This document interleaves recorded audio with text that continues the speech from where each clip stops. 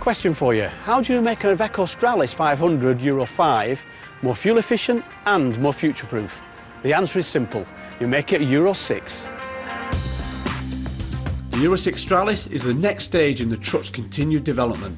The main talking point is that Iveco have managed to go to Euro 6 emissions without resorting to the traditional methods of exhaust gas recirculation, a feat that is unique in the industry. Now, just before I get in, as you can see visually, the cab from the Euro 5 and the Euro 6 isn't much different, and it retains the good features like, for instance, the cab storage. First of all, we've got small storage over there, and also in here. Obviously, it makes sure the fact that any of the rope and wet gear that you've got doesn't actually come into the nice dry cab.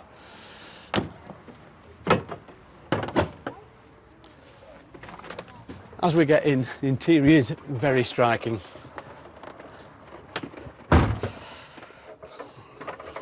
And as we turn it on, it's a bit like Blackpool Illuminations. First impression as soon as you sit down is, gosh, there's two LCD screens. I'm used to the one right in front of me, then on the right hand side we've got another one which is actually also touch sensitive as well. Very interesting in the fact that we've got the Iveco Connect, or the Iveco Connect system if you like, which has got the services, and also it also looks at driving style as well. I like the idea. I love driving styles because you get scores out of 100 and you're always wanting to beat your score.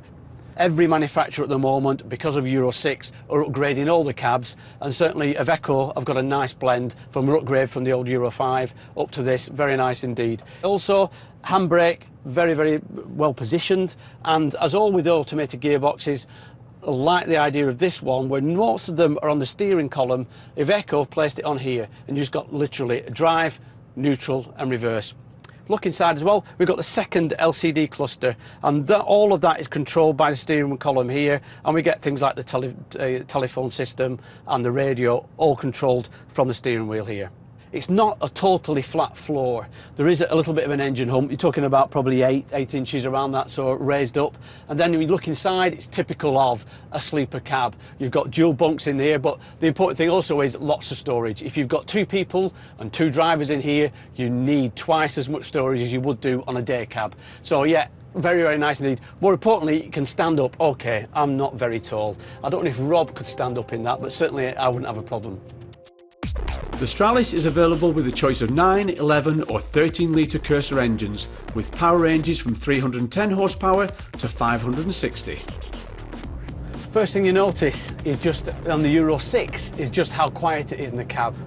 We're now at something like 1500 revs, and other than a little bit of sound on the turbo, which you can expect, the vehicle is unbelievably quiet. Really is nice and tender. Here we are on the test track. This is one of Iveco's many test tracks, actually in the middle of Turin. You might notice that the camera is going up and down ever so slightly. Not. It's really, really bad. Some of the cameras are quite aggressive as well. Just like a typical test centre, if you've seen the test tracks that they have with the cameras up at sort of 40, 50 degrees, we're doing the same. It's not so bad in a car, but when you're in a 44-ton truck, you really do feel it. And don't forget, this cab is sitting on air suspension as well. So quite often when I'm driving these vehicles, I try and lock out some of the air suspension system. You have air suspension on the cab, you have air suspension on your seat as well.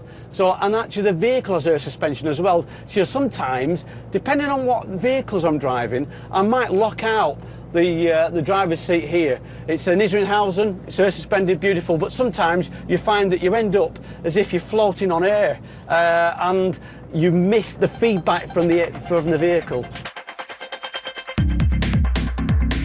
I'm loaded up at 44 tonnes, around about the 480-500 horsepower, and now we're in 10th gear, and we're just pulled it to 11th gear, and I'm just down at 1100 RPM, and I'm in the green zone. The green zone on this engine runs from 1000 to 1500 RPM, so at around about 1200, onto my up to about 75 kph.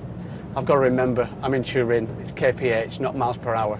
Of course, nowadays, driving heavy trucks, not like it used to be in my day, and I sound like an old fogey, don't I? But when I started driving trucks, we were on spicy gearboxes, we were on crash boxes, and we've moved on from crash boxes to synchromesh boxes, and now what we're on is really a fly-by-wire system. You stick it in drive, or you stick it in reverse and neutral, not all at the same time, that is, but that's what you do, and it's just like, it is easier than driving a car, and I mean that. If you're driving a manual car, then, and you've mastered that, then you can drive a 44-ton truck. There's no doubt about that. By the side of me also, we've got heating and ventilation, air conditioning, obviously is standard on this vehicle as well. And this vehicle is also fitted with active cruise control as well. Again, it's distance aware, and I can adjust the distance that I can stick from a vehicle. And again, part of the safety systems now that you find in commercial vehicles and heavy commercial vehicles, we are getting to the stage where trucks are becoming not just the same as cars, but I certainly believe more advanced than cars.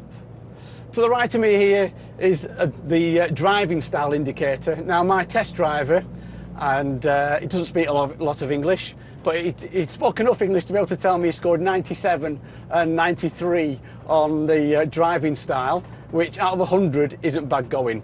At the moment, I'm currently running, I shouldn't say this really, it's embarrassing, it's 78, so I'm a good 20% behind my friend on the right hand side.